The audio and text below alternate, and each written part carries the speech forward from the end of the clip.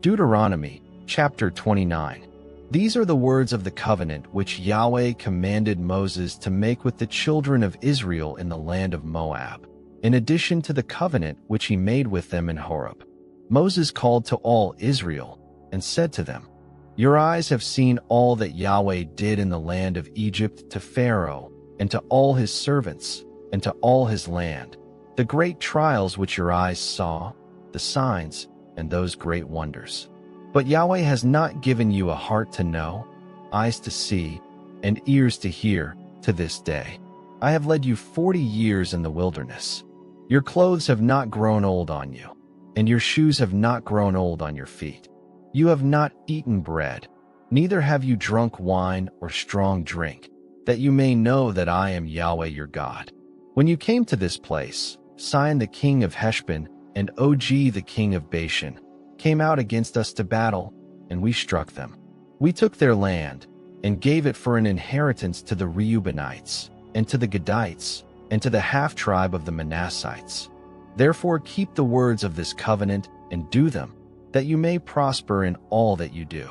All of you stand today in the presence of Yahweh your God, your heads, your tribes, your elders, and your officers, even all the men of Israel, your little ones, your wives, and the foreigners who are in the middle of your camps, from the one who cuts your wood to the one who draws your water, that you may enter into the covenant of Yahweh your God, and into his oath, which Yahweh your God makes with you today, that he may establish you today as his people, and that he may be your God, as he spoke to you, and as he swore to your fathers, to Abraham, to Isaac, and to Jacob. Neither do I make this covenant and this oath with you only, but with those who stand here with us today before Yahweh our God, and also with those who are not here with us today. For you know how we lived in the land of Egypt, and how we came through the middle of the nations through which you passed. And you have seen their abominations and their idols,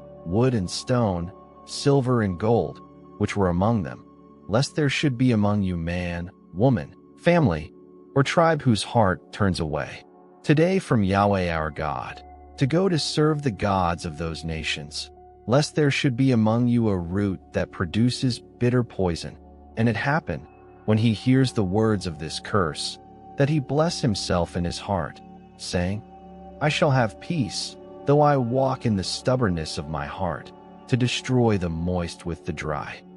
Yahweh will not pardon him, but then Yahweh's anger and his jealousy will smoke against that man, and all the curse that is written in this book will fall on him, and Yahweh will blot out his name from under the sky. Yahweh will set him apart for evil out of all the tribes of Israel, according to all the curses of the covenant that is written in this book of the law. The generation to come, your children who will rise up after you, and the foreigner who will come from a far land, will say, when they see the plagues of that land, and the sicknesses with which Yahweh has made it sick, and that all of its land is sulfur, salt, and burning, that it is not sown, doesn't produce, nor does any grass grow in it, like the overthrow of Sodom, Gomorrah,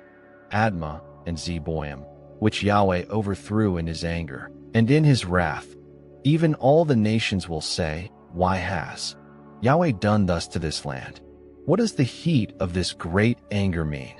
Then men will say, because they abandoned the covenant of Yahweh, the God of their fathers, which he made with them when he brought them out of the land of Egypt, and went and served other gods, and worshipped them, gods that they didn't know, and that he had not given to them. Therefore Yahweh's anger burned against this land, to bring on it all the curses that are written in this book.